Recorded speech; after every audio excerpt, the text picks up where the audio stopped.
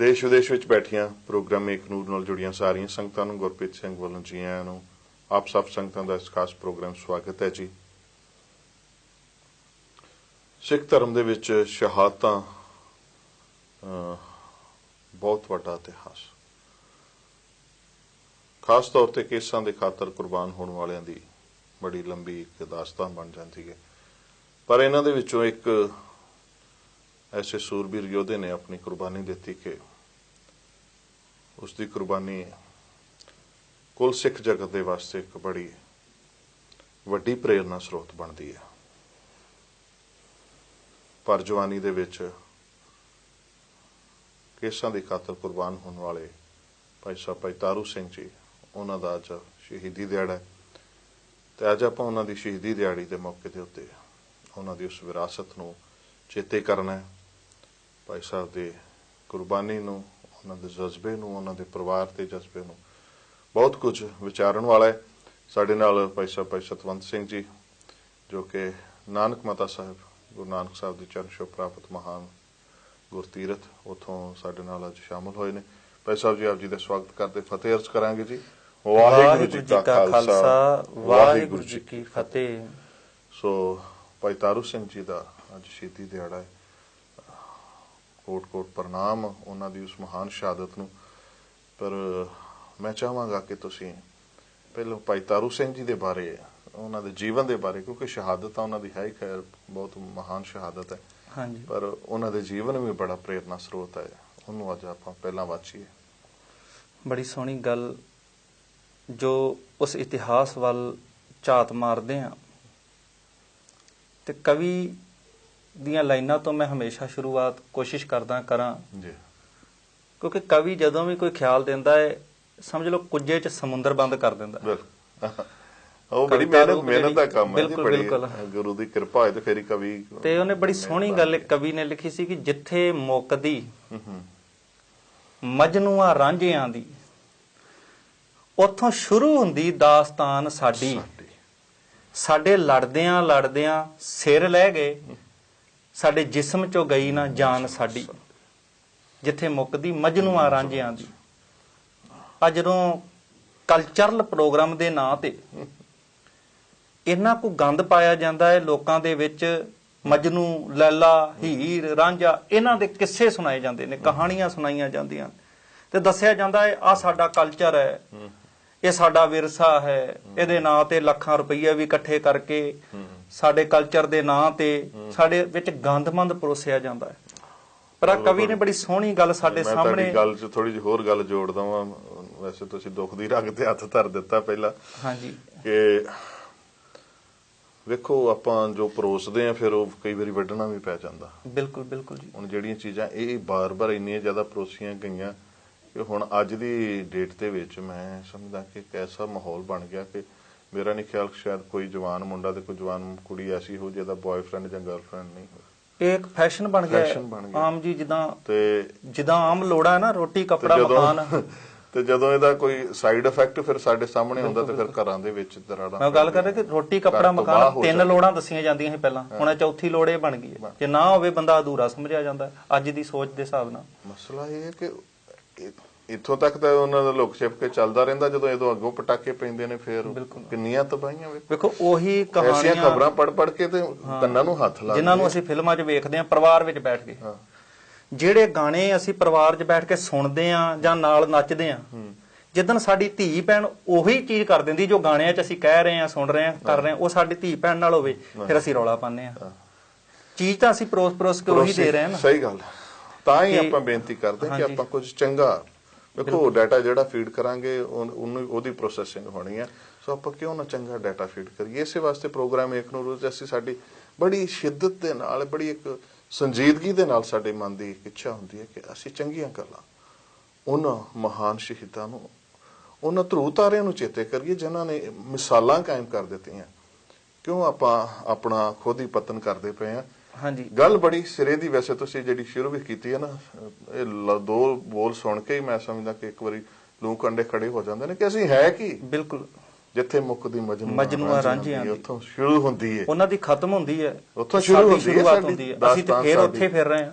ਕਿੱਡਾ ਵੱਡਾ ਇਤਿਹਾਸ ਹੈ, ਵਿਰਸਾ ਹੈ ਸਾਡਾ, ਕਮਾਲ ਦਾ ਵਿਰਸਾ, ਪਰ ਉਸ ਪਾਸੇ ਅਸੀਂ ਆਏ ਹੀ ਨਹੀਂ। ਇੱਕ ਇਸ਼ਕ ਹਕੀਕੀ ਹੈ, ਇੱਕ ਇਸ਼ਕ ਮਜਾਜੀ ਹੈ।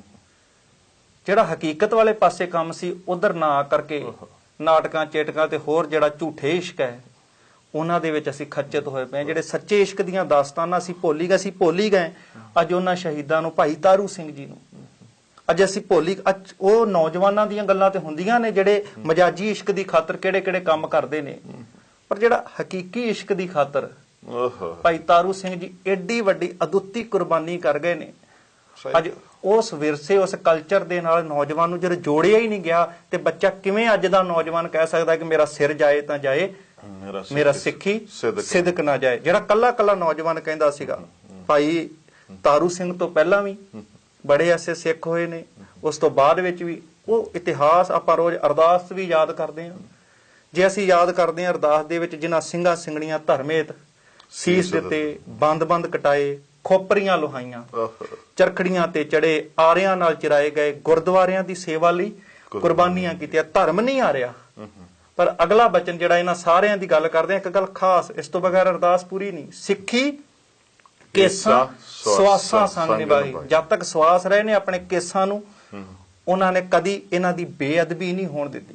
ਸਿੱਖੀ ਕੇਸਾਂ ਸਵਾਸਾਂ ਸਿੰਘ ਨੇ ਤਿੰਨਾਂ ਦੀ ਕਮਾਈ ਦਾ ਧਿਆਨ ਧਰ ਕੇ ਖਾਲਸਾ ਜੀ ਬੋਲੋ ਜੀ ਵਾਹਿਗੁਰੂ। ਉਹਨਾਂ ਨੂੰ ਯਾਦ ਕਰਦੇ ਆ। ਪਰ ਜਦੋਂ ਕਈ ਵਾਰ ਹੁੰਦਾ ਐਸਾ ਕਿ ਅਰਦਾਸ ਵੀ ਅਸੀਂ ਕਰਦੇ ਆ, ਅਰਦਾਸ 'ਚ ਖਲੋਨੇ ਵੀ ਆ, ਸ਼ਾਮਲ ਵੀ ਹੁੰਨੇ ਆ, ਪਰ ਧਿਆਨ ਸਾਡਾ ਆਪਣੀ ਮੰਗ ਵੱਲ ਹੁੰਦਾ। ਇਹ ਤੇ ਕਈ ਵਾਰ ਐਸਾ ਹੋਏਗਾ ਭਾਈ ਸਾਹਿਬ, ਮੇਰੀ ਕਿਉਂਕਿ ਗ੍ਰੰਥੀ ਸਿੰਘ ਦੇ ਰੂਪ ਵਿੱਚ ਵੀ ਡਿਊਟੀ ਰਹੀ ਹੈ, ਐਸਾ ਕਈ ਵਾਰ ਆਉਂਦਾ ਹੈ ਕਿ ਬੰਦੇ ਦਾ ਕਈ ਵਾਰ ਨਾਂ ਨਾ ਬੋਲਿਆ ਜਾਵੇ, ਜਿਹਨੇ 10 20 50 100 ਦੀ ਰਸੀਦ ਕਟਾਈ ਹੈ ਕਿਤੇ ਕਮੇਟੀ ਕੋਲ ਜਾਂ ਕਿਸੇ ਕੋਲ, ਉਹ ਬਾਅਦ ਜਾ ਕੇ ਇਹ ਗੱਲ ਤਾਂ ਕਹੇਗਾ ਕਿ ਜੀ ਮੇਰਾ ਜੀ ਨਾਂ ਨਹੀਂ ਬੋਲਿਆ। ਔਰ ਧਿਆਨ ਸਾਰਾ ਇਹ ਹੁੰਦਾ ਕਿ ਮੇਰਾ ਨਾਂ ਕਦੋਂ ਬੋਲਿਆ ਜਾਣਾ। ਪਰ ਇਹ ਚੀਜ਼ਾਂ ਨਹੀਂ ਕਦੀ ਅਸੀਂ ਧਿਆਨ ਦਿੱਤੀਆਂ ਕਿ ਸਿੱਖੀ ਕੇਸਾਂ ਸਵਾਸਾਂ ਸੰਗ ਨਿਭਾਹੀ, ਜਾਂ ਇਸੇ ਅਰਦਾਸ ਵਿੱਚ ਸਿੱਖਾਂ ਨੂੰ ਸਿੱਖੀ ਦਾਨ, ਕੇਸ ਦਾਨ, ਰਹਿਤ ਦਾਨ, ਨਾਮ ਦੀ ਗੱਲ ਤਾਂ ਸਾਰੇ ਕਹਿੰਦੇ ਆ, ਵਿਸਰ ਨਾਹੀ ਦਾਤਾਰ ਆਪਣਾ ਨਾਮ ਦੇਹੋ। ਇਹ ਆਮ ਤੌਰ ਤੇ ਪੜਿਆ ਜਾਂਦਾ ਹੈ। ਦੇਖੋ ਨਾਮ ਤੋਂ ਬਿਨਾਂ ਤੇ ਬਾਣੀ ਸਾਹਿਬ ਕਹਿੰਦੀ ਹੈ, ਨਾਮ ਬਿਨਾ ਜੋ ਪਹਿਰੇ ਖਾਏ, ਜਿਉ ਕੂਕਰ ਜੂਠਨ ਮੈਂ ਪਾਏ। ਨਾਮ ਬਿਨਾ ਜੇਤਾ ਵਿਵਹਾਰ, ਜਿਉ ਮਿਰਤਕ ਮਿੱਥਿਆ ਸ਼ਿੰਗਾਰ। ਜੇ ਮਰੇ ਹੋਏ ਬੰਦੇ ਨੂੰ ਕੋਈ ਸ਼ਿੰਗਾਰ ਕਰ ਦਿੱਤਾ ਜਾਵੇ ਤੇ ਬੇਕਾਰ ਹੈ, ਸਾਰਾ ਵਿਅਰਥ ਹੈ। ਜੇ ਇਸ ਮਰੇ ਹੋਏ ਸਰੀਰ ਤੇ ਜਿਹਦੇ ਵਿੱਚੋਂ ਇਹ ਆਤਮਾ, ਇਹ ਜਿੰਦ ਨਿਕਲ ਚੁੱਕੀ, ਅਗਰ ਇਹਨੂੰ ਸ਼ਿੰਗਾਰਨਾ ਵਿਅਰਥ ਹੈ, ਤੇ ਸਾਹਿਬ ਕਹਿੰਦੇ ਜੇ ਤੇਰੇ ਜੀਵਨ 'ਚ ਨਾਮ ਨਹੀਂ ਨਾ, ਤੇਰਾ ਖਾਣਾ ਪੀਣਾ ਪਹਿਨਣਾ ਸਭ ਕੁਝ ਬੇਕਾਰ ਹੈ, ਵਿਅਰਥ ਹੈ। ਇਹ ਬਾਣੀ 'ਚ ਜਿੱਥੇ ਨਾਮ ਦੀ ਮਹਿਮਾ ਕਹੀ, ਨਾਮ ਤੋਂ ਬਗੈਰ ਜੀਵਨ ਅਧੂਰਾ ਹੈ।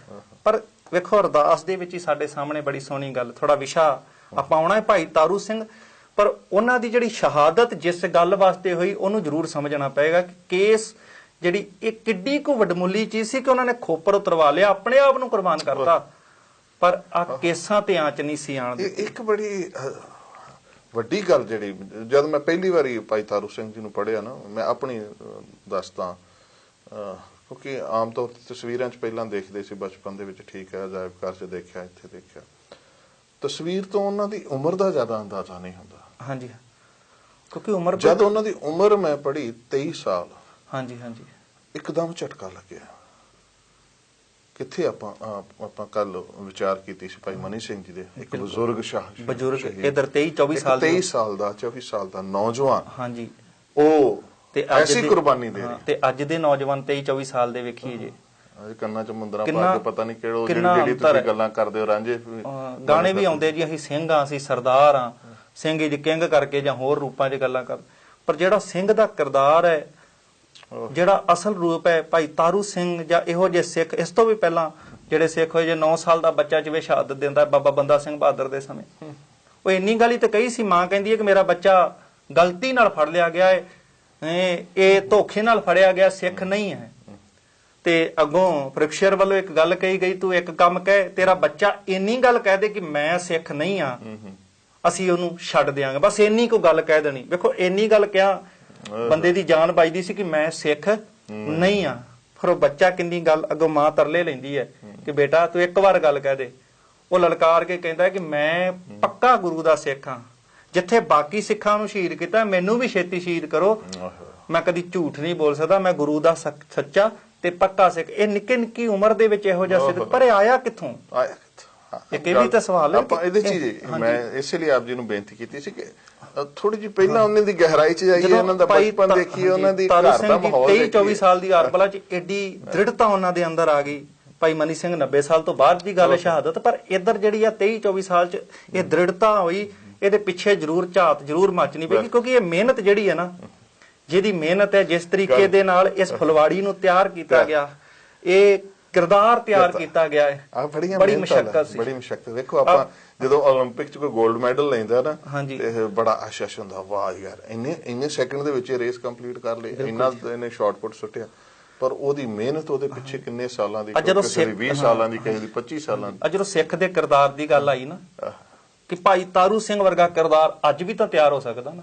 ਅੱਜ ਕਿਉਂ ਨਹੀਂ ਭਾਈ ਤਾਰੂ ਸਿੰਘ ਵਰਗੇ ਸਿੱਖ ਜਿਹੜੇ ਵਿਦੇਸ਼ ਜਾਣ ਦੇ ਲਾਲਚ ਚ ਕੇਸ ਕਤਲ ਕਰਾ ਦਿੰਦੇ ਨੇ, ਜਾਂ ਹੋਰ ਫੈਸ਼ਨ ਪ੍ਰਸਤੀ ਦੇ ਵਿੱਚ ਥੋੜੇ 4 ਗਾਣੇ ਸੁਣਦੇ ਨੇ ਤੇ ਮਾਡਲ ਬਣਨ ਦੇ ਵਾਸਤੇ, ਜਾਂ ਕਿਸੇ ਹੋ ਸਕਦਾ ਗਰਲਫ੍ਰੈਂਡ ਦੇ ਕਰਕੇ, ਜਾਂ ਕਿਸੇ ਹੋਰ ਇਸ ਲਾਲਚ ਵਿੱਚ ਆਪਣੇ ਕੇਸ ਕਤਲ ਕਰਾਉਂਦੇ ਨੇ, ਵੰਨ ਸੁਵੰਨੇ ਫੈਸ਼ਨਾਂ ਚ ਪਏ।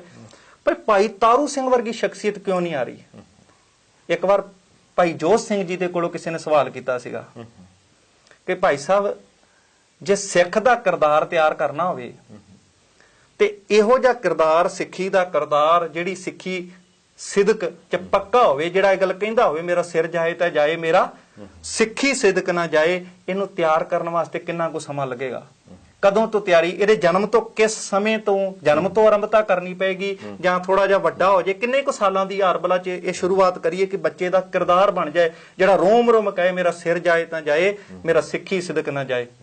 ਭਾਈ ਜੋਧ ਸਿੰਘ ਨੇ ਇੱਕ ਬੜੀ ਸੋਹਣੀ ਗੱਲ ਕਹੀ, ਕਹਿੰਦੇ ਬੱਚੇ ਦੇ ਜਨਮ ਤੋਂ 20 ਸਾਲ ਪਹਿਲਾਂ ਇਹ ਤਿਆਰੀ ਤੁਹਾਨੂੰ ਕਰਨੀ ਪਏਗੀ। ਹੁਣ ਬੱਚੇ ਦੇ ਜਨਮ ਤੋਂ 20 ਸਾਲ ਪਹਿਲਾਂ ਕਿਉਂ? ਬੱਚੇ ਦੇ ਜਨਮ ਤੋਂ 20 ਸਾਲ ਪਹਿਲਾਂ ਇਸ ਕਰਕੇ ਉਹਨਾਂ ਨੇ ਕਿਹਾ ਕਿ ਪਹਿਲਾਂ ਜੇ ਬੱਚੇ ਦੀ ਘਾੜਤ ਕਰਨੀ ਹੈ ਤੇ ਬੱਚੇ ਦੀ ਘਾੜਤ ਤਾਂ ਤਿਆਰ ਹੋਏਗੀ ਜੇ ਬੱਚੇ ਨੂੰ ਜਨਮ ਦੇਣ ਵਾਲੀ ਮਾਂ ਦੇ ਅੰਦਰ ਉਹ ਗੁਰਸਿੱਖੀ ਹੋਏਗੀ। ਜੇ ਬੱਚੇ ਦੀ ਮਾਂ ਵਿੱਚ ਗੁਰਸਿੱਖੀ ਨਹੀਂ ਤੇ ਬੱਚੇ ਦੇ ਜੀਵਨ ਦੇ ਵਿੱਚ ਉਹ ਗੁਰਸਿੱਖੀ ਆਉਣੀ ਬਹੁਤ ਮੁਸ਼ਕਿਲ ਹੋ ਜਾਏਗੀ, ਬੜੀ ਮੁਸ਼ਕਿਲ ਹੈ। ਗੁਰੂ ਗ੍ਰੰਥ ਸਾਹਿਬ ਦੀ ਬਾਣੀ ਚੋਂ ਇੱਕ ਸ਼ਬਦ ਮੈਂ ਆਪ ਜੀ ਨਾਲ ਥੋੜਾ ਜਿਹਾ ਸਾਂਝਾ ਕਰਦੇ ਹਾਂ। ਆਮ ਗੁਰੂ ਗ੍ਰੰਥ ਸਾਹਿਬ ਦੀ ਬਾਣੀ ਜਦੋਂ ਆਪਾਂ ਪੜ੍ਹਦੇ ਹਾਂ, ਉਹ ਚੋਂ ਪੱਖ ਹੈ, ਉਹਦੇ ਨਾਲ ਰਿਲੇਟਡ ਕਰਕੇ ਮੈਂ ਸਾਂਝਾ ਕਰਾਂਗਾ। ਗੁਰੂ ਗ੍ਰੰਥ ਸਾਹਿਬ ਦੀ ਬਾਣੀ ਦੇ ਵਿੱਚ ਉਹ ਸ਼ਬਦ ਬੜੇ ਪਿਆਰ ਨਾਲ ਸਤਿਗੁਰਾਂ ਨੇ ਕਿਹਾ ਕਿ ਜਿਹੜੀ ਚੀਜ਼ ਅਗਰ ਕਿਸੇ ਕੋਲ ਹੋਵੇ, ਮੰਨ ਲਓ ਮੇਰੇ ਕੋਲ ਕੋਈ ਚੀਜ਼ ਹੋਏਗੀ ਤੇ ਮੈਂ ਤੁਹਾਨੂੰ ਦਵਾਂਗਾ, ਜੇ ਮੇਰੇ ਕੋਲ ਹੈ ਹੀ ਨਹੀਂ ਤੇ ਮੈਂ ਤੁਹਾਨੂੰ ਕਿੱਥੋਂ ਦਵਾਂਗਾ?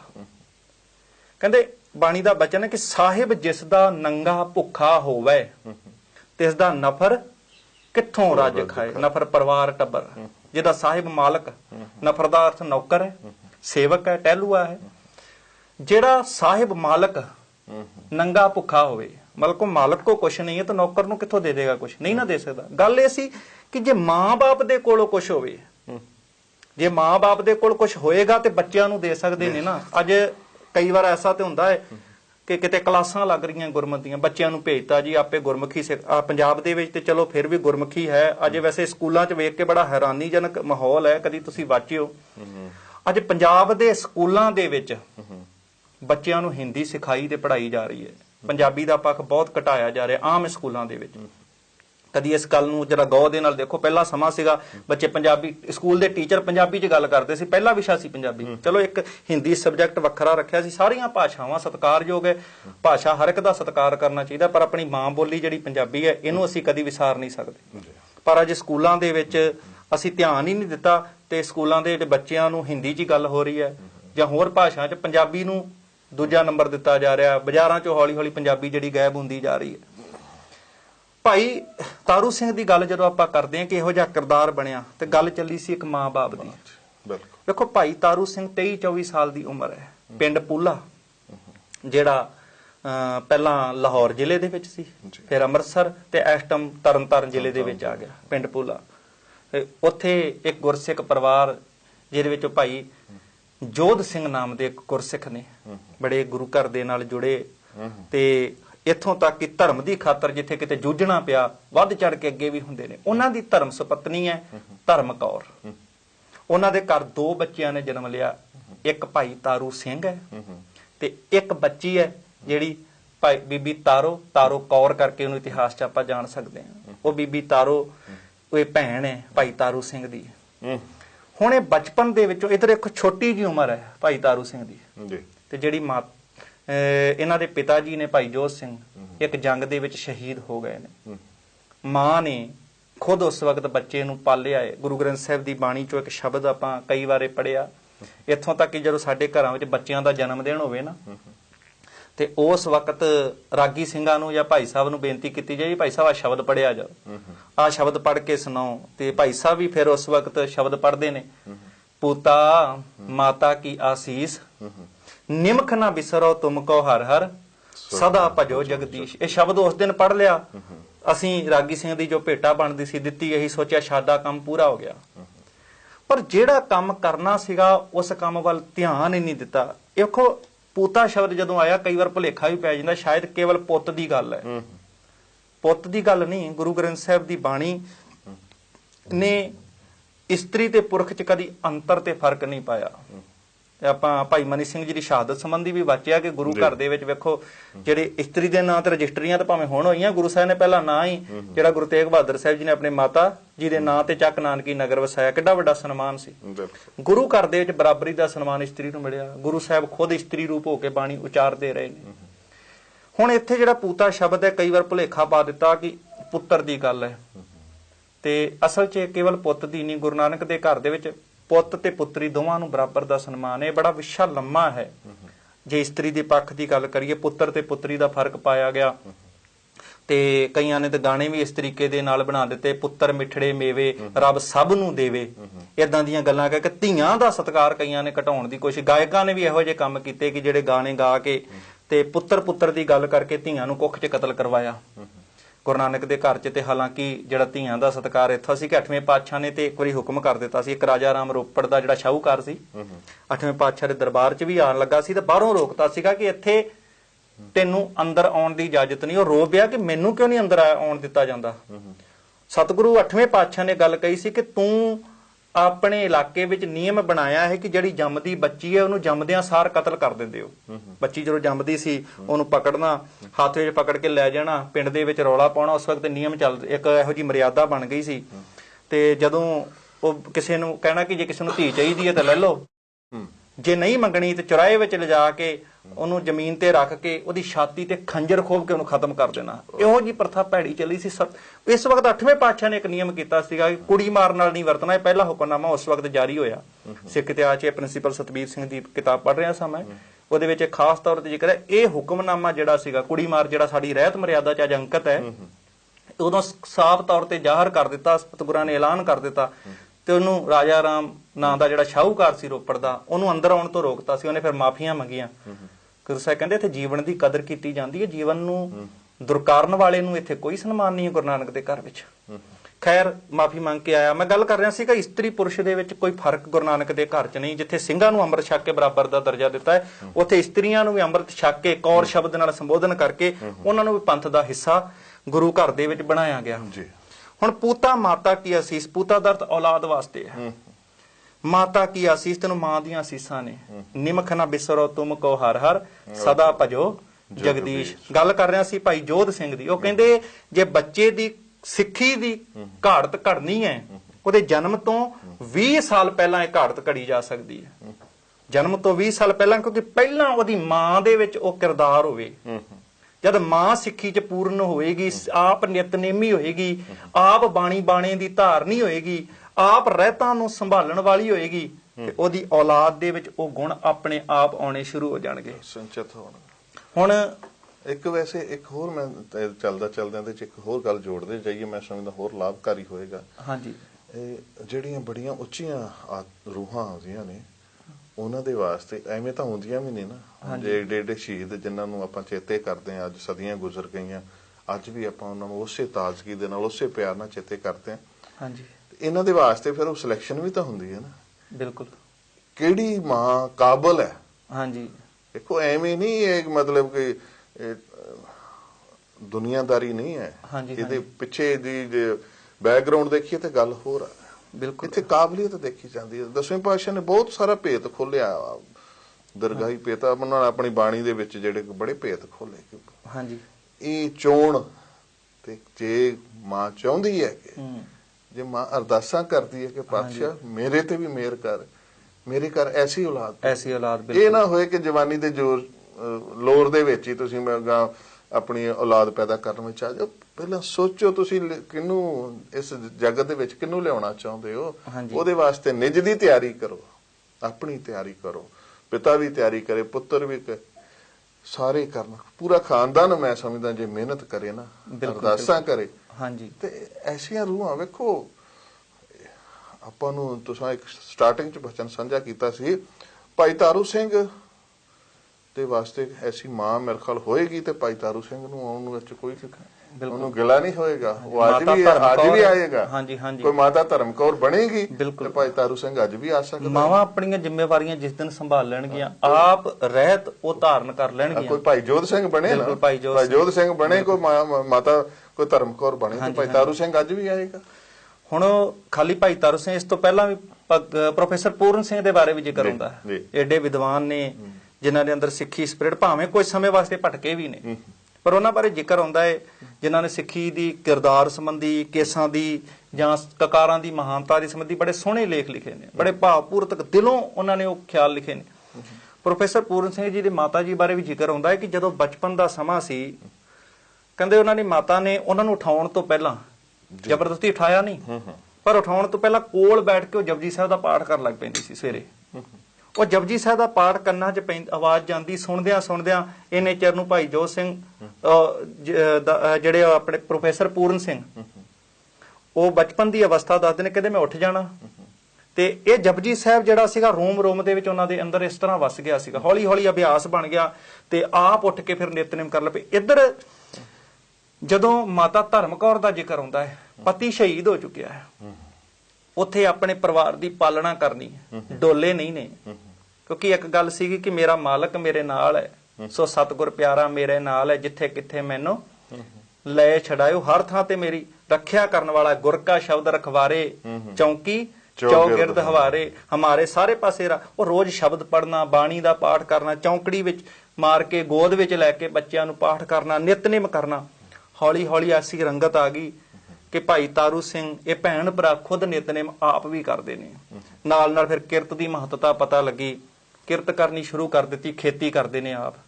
ਹੁਣ ਖੇਤੀ ਕਰਨ ਦੇ ਨਾਲ ਨਾਲ ਘਰ ਦੇ ਵਿੱਚ ਜਿੱਥੇ ਇਹਨਾਂ ਨੇ ਬੜੇ ਰੁੱਖਾ ਸਿੱਖਾ ਜੋ ਛਕਣਾ ਆਪ, ਘਰ ਦੇ ਵਿੱਚ ਮਿਹਨਤ ਦੀ ਕਮਾਈ ਨਾਲ ਜੋ ਘਰ ਦੇ ਵਿੱਚ ਲੈ ਕੇ ਆਉਣਾ, ਇੱਕ ਗੁਰਸਿੱਖੀ ਵਾਲਾ ਐਸਾ ਜੀਵਨ ਸੀ। ਭਾਈ ਗੁਰਦਾਸ ਜੀ ਨੇ ਬੜਾ ਸੋਹਣਾ ਗੁਰਸਿੱਖ ਦਾ ਜੀਵਨ ਦੱਸਿਆ।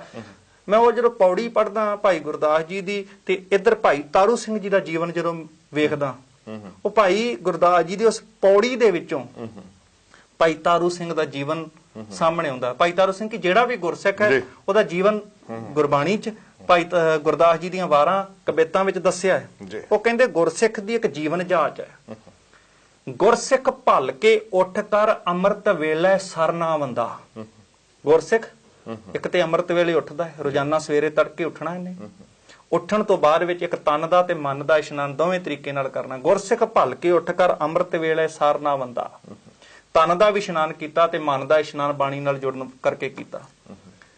ਗੁਰ ਕੇ ਬਚਨ ਉਚਾਰ ਕੇ ਨਿਤਨੇਮ ਕਰਦਾ ਹੈ, ਬਾਣੀ ਦਾ ਪਾਠ ਕਰ। ਗੁਰ ਕੇ ਬਚਨ ਉਚਾਰ ਕੇ ਧਰਮਸ਼ਾਲ ਦੀ ਸੁਰਤ ਕਰਨ ਦਾ ਨਿਤਨੇਮ ਕੀਤਾ, ਘਰਾਂ ਦੇ ਵਿੱਚ ਕੀਤਾ ਜਾਂ ਕਿਤੇ ਸੰਗਤ 'ਚ ਬਹਿ ਕੇ, ਜੇ ਲਾਗੇ ਗੁਰਦੁਆਰਾ ਹੋਵੇ ਤਾਂ ਲੋਕ ਗੁਰਦੁਆਰੇ ਕਰਦੇ ਨੇ, ਨਹੀਂ ਤੇ ਨਿਤਨੇਮ ਤਾਂ ਸਿੱਖ ਨੇ ਕਰਨਾ ਹੈ। ਗੁਰ ਕੇ ਬਚਨ ਉਚਾਰ ਕੇ ਨਿਤਨੇਮ ਕਰਕੇ, ਗੁਰ ਮੰਤਰ ਮੂਲ ਮੰਤਰ ਦਾ ਜਾਪ ਕਰਕੇ, ਜੋ ਸਾਡੀ ਰਹਿਤ ਮਰਿਆਦਾ ਵੀ ਦੱਸਦੀ ਹੈ। ਧਰਮਸ਼ਾਲ ਦੀ ਸੁਰਤ ਕਰਨ ਦਾ, ਫਿਰ ਧਰਮਸ਼ਾਲ ਵਿੱਚ ਜਾਂਦਾ ਹੈ। ਸਾਧ ਸੰਗਤ ਵਿੱਚ ਜਾਏ ਕਹਿ, ਕਹਿੰਦੇ ਸੰਗਤ ਵਿੱਚ ਜਾ ਕੇ ਗੁਰਬਾਣੀ ਦੇ ਪ੍ਰੀਤ ਸੁਣਨ ਦਾ, ਬੜੇ ਧਿਆਨ ਨਾਲ ਗੁਰਬਾਣੀ ਸੁਣਦਾ ਹੈ ਉੱਥੇ ਬੈਠ ਕਰਕੇ, ਬੜੇ ਪਿਆਰ ਨਾਲ ਗੁਰਬਾਣੀ ਨੂੰ ਉੱਥੇ ਧਿਆਨ ਨਾਲ ਸੁਣਨਾ। ਕਈ ਵਾਰ ਐਸਾ ਹੁੰਦਾ ਹੈ ਕਿ ਜਿਹੜੀ ਸੁਣਨ ਦੀ ਅਵਸਥਾ, ਕਈ ਵਾਰ ਅਸੀਂ ਇਸ ਤੋਂ ਪਾਸੇ ਹੋ ਜਾਂਦੇ ਹਾਂ। ਜਿਹੜੀ ਸੁਣਨ ਦੀ ਮਹਿਮਾ ਗੁਰਬਾਣੀ ਨੇ ਦੱਸੀ ਹੈ, ਨਾਨਕ ਭਗਤਾਂ ਸਦਾ ਵਿਗਾਸ ਸੁਣਿਆ ਦੁਖ ਪਾਪ ਕਾ ਨਾਸ਼। ਅੱਜ ਸੁਣਨ ਵਾਲੇ ਪਾਸੇ ਸਾਡਾ ਧਿਆਨ ਘਟ ਗਿਆ, ਆਪਾਂ ਸੁਣਾਉਣ ਵਾਲੇ ਪਾਸੇ ਹਰ ਕੋਈ ਚੱਲ ਪੈਂਦਾ। ਬਿਲਕੁਲ। ਉੱਥੇ ਗੁਰਦੁਆਰੇ ਵੀ ਐਸਾ ਹੁੰਦਾ, ਕੀਰਤਨ ਹੋ ਰਿਹਾ ਹੈ, ਪਾਠ ਹੋ ਰਿਹਾ, ਅਸੀਂ ਆਪਣਾ ਨਿਤਨੇਮ ਦਾ ਗੁਟਕਾ ਵੱਖਰਾ ਲਿਆ ਤੇ ਆਪਣਾ ਵੱਖਰਾ ਕਾਰਜ ਕਰਨਾ ਉੱਥੇ ਹੀ ਸ਼ੁਰੂ ਕਰ ਦਿੰਦੇ ਆ। ਭਾਈ ਸਾਹਿਬ ਕੱਲੇ ਵੇਖਦੇ ਨੇ, ਮੈਂ ਆਸਾ ਦੀ ਵਾਰ ਦਾ ਕੀਰਤਨ ਕਰ ਰਿਹਾ, ਕੋਈ ਵਿਚਾਰ ਕਰ ਰਿਹਾ, ਪਾਠ ਉਧਰ ਨਹੀਂ ਸੁਣਨਾ। ਖੈਰ ਇਹ ਵੀ ਸਾਨੂੰ ਚਾਹੀਦਾ ਹੈ ਕਿ ਜੇ ਗੁਰਦੁਆਰੇ ਪਾਠ ਹੋ ਰਿਹਾ ਹੈ ਤੇ ਧਿਆਨ ਨਾਲ ਉਹ ਸਾਡੇ ਵਾਸਤੇ ਹੀ ਸੁਣੀਏ ਤੇ ਸਹੀ ਸੰਗਤ 'ਚ ਬੈਠ ਕੇ। ਜੇ ਕੀਰਤਨ ਹੋ ਰਿਹਾ ਹੈ ਧਿਆਨ ਨਾਲ ਬੈਠ ਕੇ ਸੁਣੀਏ, ਅਸੀਂ ਵੱਖਰਾ ਆਪਣਾ ਪੋਥੀ ਲੈ ਕੇ ਉਹ ਵਕਤ ਉਧਰ ਧਿਆਨ ਨਹੀਂ ਦੇ ਪਾਉਂਦੇ ਤੇ ਆਪਣਾ ਗੁਟਕਾ ਲੈ ਹਾਂ ਵੱਖਰੀ ਥਾਂ ਸਥਾਨ ਬਣਿਆ ਉੱਥੇ ਕਰੋ, ਪਰ ਸੰਗਤ ਦੇ ਵਿੱਚ ਉੱਥੇ ਹੀ ਜਿੱਥੇ ਪਾਠ ਹੋ ਰਿਹਾ ਹੈ ਉੱਥੇ ਕੋਸ਼ਿਸ਼ ਕਰੀਏ ਕਿ ਅਸੀਂ ਉੱਥੇ ਬੈਠ ਕੇ ਪਿਆਰ ਨਾਲ ਸੁਣੀਏ ਗੁਰਬਾਣੀ ਦੇ ਪ੍ਰੀਤ ਸੁਣਨ ਦਾ। ਬਿਲਕੁਲ। ਫਿਰ ਸ਼ੰਕਾ ਮਨੋਂ ਮਿਟਾਏ ਕਹਿ, ਮਨ ਦੇ ਜਿੰਨੇ ਸ਼ੰਕੇ ਨੇ ਇਹ ਗੁਰਬਾਣੀ ਨਾਲ ਜੁੜ ਕੇ ਦੂਰ ਕਰਦਾ ਹੈ।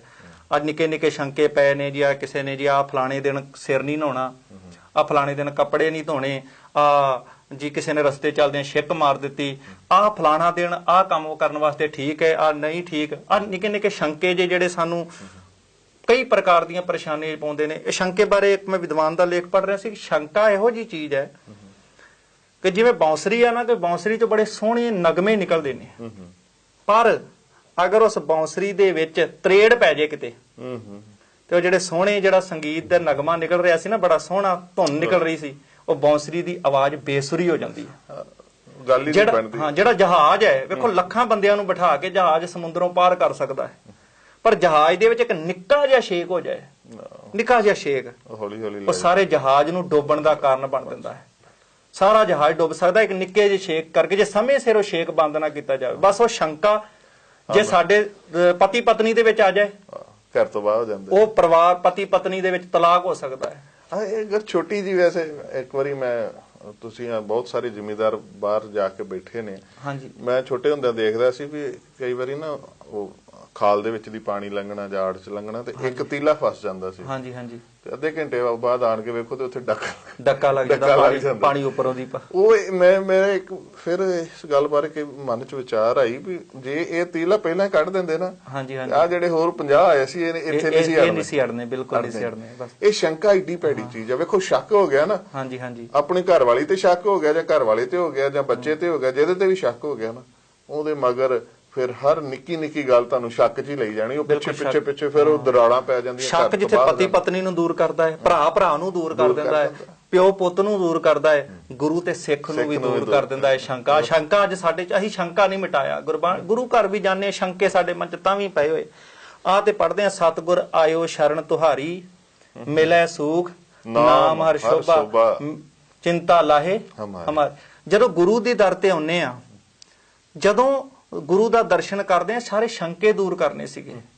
ਜਦੋਂ ਦੇ ਗੁਰੂ ਦੇ ਦਰਸ਼ਨ ਕੀਤੇ ਨੇ, ਸਾਰੇ ਮਨ ਦੇ ਸ਼ੰਕੇ ਦੂਰ ਕਰਨੇ। ਪਰ ਉਹ ਸ਼ੰਕੇ ਅਸੀਂ ਕਿਉਂਕਿ ਕੋਈ ਗੁਰਦੁਆਰੇ ਗਏ, ਮੱਥਾ ਟੇਕ ਕੇ ਆ ਗਏ, ਪਰਿਕਰਮਾ ਕਰਕੇ ਆ ਗਏ, ਚਲੋ ਠੀਕ ਹੈ, ਮਾਇਆ ਗੋਲਕ 'ਚ ਪਾ ਕੇ ਇੰਨਾ ਕੁ ਫਰਜ਼ ਨਿਭਾ ਕੇ। ਪਰ ਜਦੋਂ ਗੁਰਬਾਣੀ ਨੂੰ ਪੜ੍ਹਿਆ, ਸੁਣਿਆ, ਗੁਰਬਾਣੀ ਦੇ ਪ੍ਰੀਤ ਸੁਣਨ ਦਾ, ਸ਼ੰਕਾ ਮਨੋਂ ਮਿਟਾਏ ਕਹਿ, ਫਿਰ ਗੱਲ ਆਈ ਗੁਰਸਿੱਖਾਂ ਦੀ ਸੇਵਾ ਕਰਨ ਦਾ। ਉਹ ਗੁਰੂ ਕੇ ਸਿੱਖਾਂ ਦੀ ਸੇਵਾ ਕਰਦਾ। ਤੇ ਇੱਕ ਗੱਲ ਬੜੀ ਸੋਹਣੀ, ਹੁਣ ਜਿਹੜਾ ਗੁਰਸਿੱਖਾਂ ਦੀ ਸੇਵਾ ਦਾ ਮਤਲਬ ਕੇਵਲ ਇਹ ਨਹੀਂ ਹੈ ਕਿ ਕਿਸੇ ਨੇ ਗਾਤਰਾ ਪਾਇਆ ਹੋਇਆ ਹੈ, ਕਿਰਪਾਨ ਪਾਈ ਹੋਈ ਹੈ, ਗਾਤਰੇ ਵਾਲੀ ਕਿਰਪਾਨ, ਦਸਤਾਰ ਸਜਾਈ ਹੋਈ ਹੈ, ਕੇਵਲ ਉਹਦੀ ਸੇਵਾ ਕਰਨੀ ਹੈ। ਸਿੱਖ ਦਾ ਤੇ ਇਤਿਹਾਸ ਬੜਾ ਕਮਾਲ ਦਾ। ਭਾਈ ਤਾਰੂ ਸਿੰਘ ਦੇ, ਮੈਂ ਕਿਉਂਕਿ ਬਹੁਤਾ ਪੱਖ ਦੂਰ ਨਹੀਂ ਜਾਣਾ, ਮੈਂ ਗੱਲ ਕੀਤੀ ਸੀ ਕਿ ਭਾਈ ਤਾਰੂ ਸਿੰਘ ਜੀ ਦੇ ਜੀਵਨ 'ਚੋਂ ਸਿੱਖੀ ਦਾ ਕਿਰਦਾਰ ਅਸੀਂ ਵੇਖਣਾ ਹੈ। ਵੇਖੋ ਗੁਰਸਿੱਖਾਂ ਦੀ ਸੇਵਾ ਕਰਨ ਦਾ। ਹੁਣ ਜਿੱਥੇ ਗੁਰਸਿੱਖਾਂ ਦੀ ਸੇਵਾ ਕਰਦਾ ਹੈ, ਉੱਥੇ ਭਾਈ ਤਾਰੂ ਸਿੰਘ ਜੀ ਦਾ ਜੀਵਨ ਤੇ ਹਰ ਗੱਲ ਦੀ। ਹੁਣ ਇੱਥੇ ਕਈ ਵਾਰ ਭਰਮ ਕਈਆਂ ਨੇ ਪਾ ਲਿਆ ਕਿ ਖਾਲੀ ਸਿੱਖ ਦੀ ਸੇਵਾ ਕਰਨੀ ਹੈ, ਦੂਜੇ ਦੀ ਨਹੀਂ। ਉੱਥੇ ਜਦੋਂ ਅਸੀਂ ਜਾਤ ਵੇਖਣ ਲੱਗ ਪਏ, ਮਜ਼ਹਬ ਵੇਖਣ ਲੱਗ ਪਏ, ਕੌਮ ਵੇਖਣ ਲੱਗ ਪਏ ਨਾ, ਫਿਰ ਅਸੀਂ ਸੇਵਾ ਦੇ ਪੱਖ ਤੋਂ ਪਿੱਛੇ ਅੜ ਜਾਂਦੇ ਆ। ਸੇਵਾ ਦੀ ਤੇ ਗੱਲ ਹੈ ਵਿੱਚ ਦੁਨੀਆ ਸੇਵ ਕਮਾਈ ਹੈ ਤਾਂ ਦਰਗਾਹ ਬੈਸਣ ਪਈ ਦਰਗਾਹ 'ਚ ਮਾਲਕ ਦੇ ਸਥਾਨ ਤੇ ਪਹੁੰਚਣਾ ਹੈ। ਤੇ ਸੇਵਾ ਦੁਨੀਆ ਦੀ। ਦੁਨੀਆ ਫਿਰ ਜਾਤ, ਕੌਮ, ਮਜ਼ਹਬ, ਰੰਗ, ਨਸਲ ਨਹੀਂ ਵੇਖੀ ਜਾ ਸਕਦੀ। ਜਿਵੇਂ ਗੁਰੂ ਨਾਨਕ ਸਾਹਿਬ ਨੇ ਇੱਕ ਗੱਲ ਕਹੀ ਸੀ ਨਾ ਭਾਈ ਮਰਦਾਨਾ ਜੀ ਨੂੰ, 3 ਗੱਲਾਂ ਖਾਸ ਤੌਰ ਤੇ ਜੀ। ਸਭ ਤੋਂ ਪਹਿਲੀ ਗੱਲ ਅੰਮ੍ਰਿਤ ਵੇਲੇ ਦੀ ਸੰਭਾਲ ਕਰਨੀ। ਦੂਜੀ ਗੱਲ ਗੁਰੂ ਨਾਨਕ ਸਾਹਿਬ ਜੀ ਨੇ ਉਹਨਾਂ ਦੇ ਨਾਲ ਸਾਂਝੀ ਕੀਤੀ ਕਿ ਤੁਸੀਂ ਆਏ ਗਏ ਲੋੜਵੰਦ ਦੀ ਸੇਵਾ ਕਰਨੀ। ਤੇ ਤੀਸਰੇ ਨੰਬਰ ਦੇ ਉੱਪਰ ਕਦੀ ਆਪਣੇ ਰੋਮਾਂ ਦੀ ਬੇਅਦਬੀ ਨਹੀਂ ਕਰੋਗੇ। ਇਹ 3 ਗੱਲਾਂ ਭਾਈ ਮਰਦਾਨਾ ਜੀ ਨੂੰ ਕਹੇ, ਜਿਹਨੂੰ ਉਹਨਾਂ ਨੇ ਜੀਵਨ ਭਰ ਕਮਾਇਆ। ਇਹ ਸਿੱਖ ਦੇ ਜੀਵਨ ਦੀ ਇੱਕ, ਰੋਮਾਂ ਦੀ ਬੇਅਦਬੀ ਨਹੀਂ ਕਰਨੀ। ਦੂਸਰਾ, ਕਈ ਵਾਰ ਅਸੀਂ ਕਹਿੰਦੇ ਗੁਰੂ ਗੋਬਿੰਦ ਸਿੰਘ ਮਹਾਰਾਜ ਜੀ ਨੇ ਇਕੱਲੇ ਕੇਸ ਰੱਖਣ ਦੀ ਗੱਲ ਕੀਤੀ ਹੈ, ਪਰ ਨਹੀਂ। ਜਦੋਂ ਇਤਿਹਾਸ ਪੜ੍ਹੋਗੇ, ਇੱਕ ਛੋਟਾ ਜਿਹਾ ਟਰੈਕਟ ਪੜ੍ਹਿਆ, ਉਸ ਟਰੈਕਟ ਦਾ ਜ਼ਿਕਰ ਡਾਕਟਰ ਜਸਵੰਤ ਸਿੰਘ ਜੀ ਨੇ ਨੇਕੀ ਨੇ ਅਰਦਾਸ ਨਾਮੀ ਪੁਸਤਕ ਵਿੱਚ ਵੀ ਕੀਤਾ। ਅਰਦਾਸ ਦੀ ਵਿਆਖਿਆ ਬੜੀ ਸੋਹਣੀ ਕੀਤੀ ਇਹਨਾਂ ਨੇ, ਡਾਕਟਰ ਜਸਵੰਤ ਸਿੰਘ ਨੇਕੀ ਜੀ ਨੇ। ਕੇਸ ਦਾਨ ਪ੍ਰਸੰਗ 'ਚ ਉਹਨਾਂ ਨੇ ਜ਼ਿਕਰ ਕੀਤਾ ਕਿ ਮੇਜਰ ਜਗਤ ਸਿੰਘ ਇੱਕ ਵਾਰ ਤਿੱਬਤ ਦੇ ਇਲਾਕੇ ਵਿੱਚ ਗਏ। ਉੱਥੇ ਕੁਝ ਤਿੱਬਤੀ ਲੋਕਾਂ ਨੂੰ ਮਿਲੇ ਜਿਨ੍ਹਾਂ ਨੇ ਕੇਸ ਰੱਖੇ ਹੋਏ ਸਨ। ਉਹਨਾਂ ਨੂੰ ਵੇਖ ਕੇ ਕਹਿਣ ਲੱਗੇ, ਤੁਸੀਂ ਕੌਣ ਹੁੰਦੇ ਉਹ ਕਹਿੰਦੇ ਜੀ ਅਸੀਂ ਰਿਮ ਪੋਚੇ ਗੁਰੂ ਦੇ ਸਿੱਖ ਹੁੰਨੇ ਆ। ਰਿਮ ਪੋਚੇ ਸ਼ਬਦ ਉਹਨਾਂ ਨੇ ਵਰਤਿਆ। ਹਾਲਾਂਕਿ ਤਿੱਬਤ ਦੇ ਵਿੱਚ ਕਈ ਤਰੀਕੇ ਦੇ ਨਾਲ, ਹਾਲਾਂਕਿ ਦਲਾਈ ਲਾਮਾ ਨੂੰ ਵੀ ਮੰਨਦੇ ਨੇ, ਉਹਨਾਂ ਨੇ ਜਦੋਂ ਰਿਮ ਪੋਚੇ ਸ਼ਬਦ ਵਰਤਿਆ ਕਹਿੰਦੇ ਰਿਮ ਪੋਚੇ ਕੌਣ ਹੈ? ਉਹ ਕਹਿਣ ਲੱਗੇ ਉਹੀ ਜੋ ਤੁਹਾਡਾ ਗੁਰੂ ਹੈ। ਮੇਜਰ ਜਗਤ ਸਿੰਘ ਨੂੰ ਕਿਹਾ, ਉਹ ਕਹਿੰਦੇ ਮੇਰਾ ਗੁਰੂ ਤੇ ਗੁਰੂ ਨਾਨਕ ਹੈ। ਕਹਿਣ ਲੱਗੇ ਅਸੀਂ ਗੁਰੂ ਨਾਨਕ ਨੂੰ ਸਤਿਕਾਰ ਚ ਰਿਮ ਪੋਚੇ ਕਹਿੰਦੇ। ਹਾਲਾਂਕਿ ਲਾਮਾ ਨਾਨਕ ਵੀ ਨਾਨਕ ਪਾਤਸ਼ਾਹ ਵਿੱਚ ਸ਼ਬਦ ਵਰਤਿਆ ਜਾਂਦਾ ਹੈ, ਪਰ ਉਹ ਉੱਥੇ ਸ਼ਬਦ ਉਹਨਾਂ ਨੇ ਮੇਜਰ ਜਗਤ ਸਿੰਘ ਜੀ ਦੇ ਸੰਬੰਧੀ ਟਰੈਕਟ ਦੇ ਵਿੱਚ ਲਿਖਿਆ ਸੀਗਾ ਤੇ ਉਹ ਹਵਾਲਾ ਦਿੱਤਾ ਹੈ ਡਾਕਟਰ ਜਸਵੰਤ ਸਿੰਘ ਨੇਕੀ ਨੇ ਅਰਦਾਸਨਾਮੀ ਪੁਸਤਕ ਦੇ ਵਿੱਚ ਕੇਸਦਾਨ ਪ੍ਰਸੰਗ 'ਚ। ਉਹ ਕਹਿਣ ਲੱਗੇ ਜੋ ਤੁਹਾਡਾ ਗੁਰੂ ਹੈ ਗੁਰੂ ਨਾਨਕ, ਅਸੀਂ ਉਹਨੂੰ ਸਤਿਕਾਰ 'ਚ ਨਾਂ ਨਹੀਂ ਲੈਂਦੇ, ਅਸੀਂ ਰਿਮ ਪੋਚੇ ਗੁਰੂ ਕਹਿੰਦੇ। ਕੋਈ ਭਦਰਾ ਗੁਰੂ ਵੀ ਕਹਿੰਦੇ ਨੇ, ਕਈ ਲਾਮਾ ਗੁਰੂ ਵੀ ਕਹਿੰਦੇ ਨੇ। ਕਹਿੰਦੇ ਤੁਸੀਂ ਫਿਰ ਕੇਸ ਕਿਵੇਂ ਰੱਖਦੇ? ਜਦੋਂ ਸਾਡੇ ਵੱਡੇ ਵਡੇਰੇ ਕਿਤੇ ਸੁਮੇਰ ਪਰਬਤ ਤੇ ਸਿੱਧਾਂ ਨਾਲ ਚਰਚਾ ਹੋਈ ਨਾ ਗੁਰੂ ਨਾਨਕ ਸਾਹਿਬ ਦੀ, ਉਹਨਾਂ ਨੂੰ ਸਮਝ ਆ ਗਈ ਕਿ ਯੋਗ ਦਾ ਕੰਮ ਕੇਵਲ ਕੰਨਾਂ 'ਚ ਮੁੰਦਰਾ ਪਾਣਾ ਜਾਂ ਹੋਰ ਤਰੀਕੇ ਦੇ ਭੇਖ ਨਹੀਂ। ਅਸਲ ਯੋਗ ਤਾਂ ਗੱਲੀ ਯੋਗ ਨਾ ਹੋਈ, ਅੰਜਨ ਮਾਹੀ ਨਿਰੰਜਨ ਰਹੀਏ, ਜੋਗ ਜੁਗ ਤੇ ਇਹ ਪਾਈਏ। ਇਹ ਅਵਸਥਾ ਜਦੋਂ ਉਹਨਾਂ ਨੂੰ ਸਮਝ ਆਈ, ਉਹ ਲੋਕ ਗੁਰੂ ਨਾਨਕ ਦੇ ਸਿੱਖ ਬਣੇ। ਤੇ ਗੁਰੂ ਨਾਨਕ ਨੇ ਉਦੋਂ ਤੋਂ ਕਿਹਾ ਸੀ ਕਦੀ ਆਪਣੇ ਕੇਸਾਂ ਨੂੰ, ਇਹਨਾਂ ਰੋਮਾਂ ਨੂੰ ਕਦੀ ਕਤਲ ਨਹੀਂ ਕਰਾਉਣਾ, ਇਹਨਾਂ ਦੀ ਬੇਅਦਬੀ। ਉਦੋਂ ਤੋਂ ਅਸੀਂ ਸਾਰੇ ਸਾਬਤ ਸੂਰਤ ਇਹ ਸਾਰੇ ਇਸੇ ਤਰੀਕੇ ਨਾਲ ਆ ਰਹੇ ਹਾਂ। ਇਹ ਉਹਦਾ ਜ਼ਿਕਰ ਮਿਲਦਾ। ਖੈਰ ਇਹ ਤਿੱਬਤ ਦੇ ਵਿੱਚ ਗੁਰੂ ਨਾਨਕ ਸਾਹਿਬ ਦੇ ਗੁਰਦੁਆਰੇ ਵੀ ਨੇ, ਉਹਦਾ ਵੀ ਬੜੇ ਇਤਿਹਾਸਕ ਪੱਖ ਨੇ। ਹੁਣ ਇੱਧਰ ਜਦੋਂ ਭਾਈ ਸਾਹਿਬ ਦੀ ਗੱਲ ਆਈ, ਮੈਂ ਗੱਲ ਕੀਤੀ ਕਿ 3 ਗੱਲਾਂ ਜੀ, ਕਦੀ ਕੇਸਾਂ ਦੀ ਬੇਅਦਬੀ ਨਹੀਂ ਕਰਨੀ, ਆਏ ਗਏ ਲੋੜਵੰਦ ਦੀ ਸੇਵਾ ਕਰਨੀ, ਅੰਮ੍ਰਿਤ ਵੇਲੇ ਦੀ ਸੰਭਾਲ ਕਰਨੀ। ਅੰਮ੍ਰਿਤ ਵੇਲੇ ਦੀ ਸੰਭਾਲ ਵੀ ਹੈ, ਭਾਈ ਮਰਦਾਨਾ ਜੀ ਨੂੰ ਕੱਲਾ ਉਪਦੇਸ਼ ਨਹੀਂ ਦਿੱਤਾ, ਇਹ ਭਾਈ ਤਾਰੂ ਸਿੰਘ ਦੇ ਜੀਵਨ 'ਚ ਵੀ ਇਹ ਗੱਲ ਦੇਖੋ ਜੀ। ਅੰਮ੍ਰਿਤ ਵੇਲੇ ਉੱਠਦੇ ਨੇ, ਨਿਤਨੇਮ ਕਰਦੇ ਨੇ, ਕਿਰਤ ਕਰਦੇ ਨੇ ਧਰਮ ਦੀ। ਫਿਰ ਆਇਆ ਗਿਆ ਲੋੜਵੰਦ ਹੈ, ਕਦੀ ਕਿਸੇ ਲੋੜਵੰਦ ਨੂੰ ਇਹ ਨਹੀਂ ਵੇਖਿਆ ਕਿ ਇਹ ਕੱਲਾ ਸਿੱਖ ਹੀ ਹੈ। ਉੱਥੇ ਜਿਹੜਾ ਇਲਜ਼ਾਮ ਭਾਈ ਤਾਰੂ ਸਿੰਘ ਜੀ ਤੇ ਲਾਇਆ ਗਿਆ ਸੀ ਨਾ, ਅਸਲ ਵਿੱਚ ਉਹ ਇਹ ਸੀ ਕਿ ਤੂੰ ਬਾਗੀਆਂ ਦੀ ਮਦਦ ਕਰਦਾ ਹੈ ਜਦੋਂ ਹਕੂਮਤ ਦੇ ਕੋਲ। ਦਰਅਸਲ ਉਹਨਾਂ ਦਾ ਇੱਕ ਕਾਰਨ ਐਸਾ ਬਣਿਆ ਇਤਿਹਾਸਿਕ ਪੱਖ ਤੇ, ਇੱਕ ਜ਼ਿਕਰ ਆਉਂਦਾ ਹੈ ਇੱਕ ਮੁਸਲਮਾਨ ਗਰੀਬ ਮਨੁੱਖ ਰਹੀਮ ਬਖਸ਼ ਮਾਛੀ ਕਰਕੇ ਆਉਂਦਾ ਹੈ। ਮਾਛੀ ਅਸਲ ਦੇ ਵਿੱਚ ਜਿਹੜੇ ਪਾਣੀ ਭਰਨ ਵਾਲੇ ਹੁੰਦੇ ਸੀ ਉਹਨਾਂ ਨੂੰ ਮਾਛੀ ਕਿਹਾ ਜਾਂਦਾ, ਜਿਹੜੇ ਮਸ਼ਕਾਂ ਭਰਨ ਵਾਲੇ ਪਾਣੀ, ਉਹ ਮਾਛੀ ਸੀ, ਮੁਸਲਮਾਨ ਸੀਗਾ ਗਰੀਬ। ਉਹ ਗਰੀਬ ਰਹੀਮ ਬਖਸ਼ ਜਿਹੜਾ ਮਾਛੀ ਹੈ, ਉਹਦੀ ਇੱਕ ਬੱਚੀ ਹੈ, ਜਵਾਨ ਬੱਚੀ, 16 ਸਾਲ ਦੀ ਲੜਕੀ, ਜਿਹਦਾ ਨਾਮ ਇਤਿਹਾਸ ਨੇ ਦੱਸਿਆ ਸਲਮਾ, ਸਲੀਮਾ ਵੀ ਕਈ ਕਹਿੰਦੇ ਨੇ, ਸਲਮਾ ਨਾਮ। ਇਹ ਜਦੋਂ ਜਵਾਨ ਹੋਈ 16 ਸਾਲ ਦੀ, ਇਹਦੀ ਖੂਬਸੂਰਤੀ ਨੂੰ ਵੇਖ ਕੇ, ਇਹ ਪੱਟੀ ਦੇ ਇਲਾਕੇ ਦਾ ਰਹਿਣ ਵਾਲਾ ਹੈ। ਇਹ ਪੱਟੀ ਜਿਹਨੂੰ 9 ਲੱਖੀ ਪੱਟੀ ਕਰਕੇ ਵੀ ਜਾਣਿਆ ਜਾਂਦਾ, ਪੰਜਾਬ ਪਰ ਦੇ ਵਿੱਚ ਸਭ ਤੋਂ ਜ਼ਿਆਦਾ ਕਹਿੰਦੇ ਇਹਦਾ ਮਾਲੀਆ ਹੁੰਦਾ ਸੀਗਾ ਪੱਟੀ ਦਾ। ਇਹਦਾ ਹਾਕਮ ਹੈ ਜਾਫਰ ਬੇਗ, ਜਿਹੜਾ ਅਧਖੜ ਉਮਰ ਦਾ ਹੈ, ਅੱਧਿਓਂ ਜ਼ਿਆਦਾ ਉਮਰ ਦੀ ਜ਼ਿੰਦਗੀ ਦੀ ਟੱਪ ਚੁੱਕੀ, ਅਧਖੜ ਉਮਰ ਦਾ। ਉਹ ਬੁੱਢਾ ਜਾਫਰ ਬੇਗ ਜਿਹੜਾ ਹੈ ਪੱਟੀ ਦਾ ਹਾਕਮ, ਉਹਦੀ ਨਜ਼ਰ ਇਸ ਦੀ ਮੁਸਲਮਾਨ ਦੀ ਧੀ, ਮੁਸਲਮਾਨ ਹੀ ਹਾਕਮ ਹੈ, ਮੁਸਲਮਾਨ ਪ੍ਰਜਾ ਦਾ ਉਹ ਜਿਹੜਾ ਗਰੀਬ ਮਨੁੱਖ ਹੈ, ਉਹਦੀ ਧੀ ਦੇ ਉੱਪਰ ਇਹਦੀ ਨਜ਼ਰ ਪਈ। ਉਹਨੇ ਜਬਰਨ ਇਹਦੀ ਧੀ ਨੂੰ ਚੁੱਕਿਆ ਤੇ ਕਹਿੰਦਾ ਮੇਰੇ ਨਾਲ ਇਹਦਾ ਨਿਕਾਹ ਕਰ ਦੇ। ਹੁਣ ਜਵਾਨ ਬੱਚੀ ਹੈ, ਉਧਰ ਉਹ ਬੁੱਢਾ ਹੈ, ਉਹ ਕਿਵੇਂ ਆਪਣੀ ਬੱਚੀ ਦੀ ਉਹਦੇ ਨਾਲ ਨਿਕਾਹ ਕਰ ਦੇਵੇ, ਉਹਦੇ ਨਾਲ ਵਿਆਹ ਕਰ ਦੇਵੇ। ਉਹ ਹੱਥ ਜੋੜਦਾ ਹੈ, ਤਰਲੇ ਲੈਂਦਾ ਹੈ, ਪਰ ਜਾਫਰ ਬੇਗ ਉਹਨੂੰ ਸੁਣਦਾ ਨਹੀਂ, ਉਹਨੂੰ ਧੱਕੇ ਮਾਰ ਕੇ ਕਰ ਦਿੱਤਾ ਜਾਂਦਾ ਕਿ ਮੈਂ ਤੇਰੀ ਬੱਚੀ ਨਾਲ ਹੀ ਨਿਕਾਹ ਕਰਨਾ ਹੈ। ਹੁਣ ਇਹ ਬੜਾ ਪਰੇਸ਼ਾਨ ਹੈ ਕਿ ਇਹ ਹਾਕਮ ਮੇਰੀ ਗੱਲ ਨਹੀਂ ਸੁਣਦਾ। ਹੁਣ ਇਹ ਉਸ ਵਕਤ ਪਰੇਸ਼ਾਨੀ ਦੀ ਅਵਸਥਾ ਵਿੱਚ ਸੋਚਦਾ ਕਿ ਮੈਂ ਕਿਹਦੇ ਕੋਲ ਜਾ ਕੇ ਇਹਦੀ ਫਰਿਆਦ ਕਰਾਂ। ਚਲੋ ਛੋਟਾ ਹਾਕਮ ਹੈ, ਛੋਟੇ ਹਾਕਮ ਦੀ ਫਰਿਆਦ ਵੱਡੇ ਅਫਸਰ ਕੋਲ ਕੀਤੀ ਜਾ ਸਕਦੀ ਹੈ। ਕਿਸੇ ਨੇ ਦੱਸਿਆ ਇਸ ਤੋਂ ਵੱਡਾ ਕਿਹੜਾ ਹੈ, ਕਹਿੰਦੇ ਜੇ ਇਸ ਤੋਂ ਵੱਡਾ ਤੇ ਹੁਣ ਜ਼ਕਰੀਆ ਖਾਨ ਹੈ, ਲਾਹੌਰ ਦਾ ਗਵਰਨਰ ਹੈ, ਤੂੰ ਉਹਦੇ ਕੋਲ ਜਾ ਕਰਕੇ ਫਰਿਆਦ ਕਰ। ਇਹ ਤਰਲੇ ਬੇਨਤੀਆਂ ਕਰਦੇ ਜ਼ਕਰੀਆ ਖਾਨ ਦੇ ਕੋਲ ਪਹੁੰਚ ਗਿਆ ਤੇ ਜਾ ਕੇ ਬੇਨਤੀ ਕਰਦਾ ਹੈ ਕਿ ਆਪ ਜੀ ਦੀ ਪਰਜਾ ਹੋਣ ਦੇ ਨਾਤੇ ਆਪ ਦੇ ਕੋਲ ਬੇਨਤੀ ਕਰਨਾ, ਤੁਸੀਂ ਹਾਕਮ ਹੋ, ਤੁਹਾਡੇ ਹੁੰਦਿਆਂ ਹੋਇਆਂ ਮੇਰੀ ਧੀ ਦੇ ਨਾਲ ਜ਼ੁਲਮ ਹੋ ਰਿਹਾ, ਮੇਰੀ ਧੀ ਨੂੰ ਕੋਈ ਚੁੱਕ ਕੇ ਲੈ ਗਿਆ। ਉਹ ਇੱਕੋ ਦਮ ਜਿਹੜਾ ਜ਼ਕਰੀਆ ਖਾਨ ਗੁੱਸੇ 'ਚ ਆਇਆ ਕਿ ਤੂੰ ਵੀ ਮੁਸਲਮਾਨ ਹੈ ਤੇ ਸਾਡੇ ਇਸ ਮੁਸਲਮਾਨ ਰਾਜ ਦੇ ਵਿੱਚ ਕਿਸੇ ਮੁਸਲਮਾਨ ਦੀ ਧੀ ਨੂੰ ਕੋਈ ਚੁੱਕ ਕੇ ਲੈ ਜਾਏ, ਇੱਥੇ ਜ਼ਰੂਰਤ ਕਿਹਦੀ ਹੈ, ਇੰਨੀ ਹਿੰਮਤ ਕਿਸ ਦੀ ਹੋਈ। ਇੱਕੋ ਦਮ ਗੁੱਸੇ 'ਚ ਕਿ ਕੌਣ ਹੈ ਤੇਰੀ ਧੀ ਨੂੰ ਚੁੱਕ ਕੇ ਲਿਜਾਣ ਵਾਲਾ। ਉਹਨੇ ਇੱਕੋ ਕਿਹਾ ਕਿ ਸਰਕਾਰ, ਪੱਟੀ ਦਾ ਜਿਹੜਾ ਹਾਕਮ ਹੈ ਜਾਫਰ ਬੇਗ, ਉਹ ਮੇਰੀ ਧੀ ਨੂੰ ਚੁੱਕ ਕੇ ਲੈ ਕਰਕੇ ਗਿਆ ਹੈ। ਇੰਨੀ ਗੱਲ ਸੁਣਦੇ ਆ, ਕਿਉਂਕਿ ਇਹ ਜ਼ਕਰੀਆ ਖਾਨ ਦਾ ਰਿਸ਼ਤੇਦਾਰ ਸੀ ਜਾਫਰ ਬੇਗ। ਤੇ ਜ਼ਕਰੀਆ ਖਾਨ ਸ਼ਾਂਤ ਹੋ ਗਿਆ। ਉਹ ਕਹਿਣ ਲੱਗਾ ਤੂੰ ਮੁਸਲਮਾਨ ਹੈ, ਏਡਾ ਵੱਡਾ ਹਾਕਮ, ਆਪਣੀ ਧੀ ਦਾ ਨਿਕਾਹ ਉਹਦੇ ਨਾਲ ਕਰ। ਉਲਟਾ ਉਹਨੂੰ ਇਹ ਗੱਲ ਕਹਿ ਕੇ ਕਿ ਤੂੰ ਗਲਤ ਹੈ, ਉਹ ਠੀਕ ਹੈ, ਤੂੰ ਉਹਦੇ ਨਾਲ ਨਿਕਾਹ ਕਰ। ਇਹ ਕਹਿ ਕਰਕੇ ਤੇ ਇਹਨੂੰ ਵਾਪਸ ਮੋੜਤਾ, ਨਿਰਾਸ਼ ਹੋ ਕੇ ਵਾਪਸ ਆਇਆ।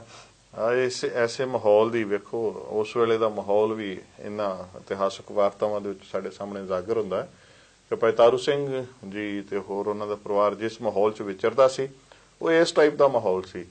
ਉਹਦੇ ਵਿੱਚ ਫਿਰ ਕੀ ਕਾਰਨ ਕਿੱਦਾਂ ਬਣਦਾ ਹੈ, ਸਾਰਾ ਇਤਿਹਾਸ ਆਪਾਂ ਸਾਂਝਾ ਕਰਨਾ। ਇੱਥੇ ਛੋਟਾ ਜਿਹਾ ਇੱਕ ਵਿਸ਼ਰਾਮ ਲੈ ਕੇ ਬਹੁਤ ਜਲਦੀ ਹਾਜ਼ਰ ਹੋ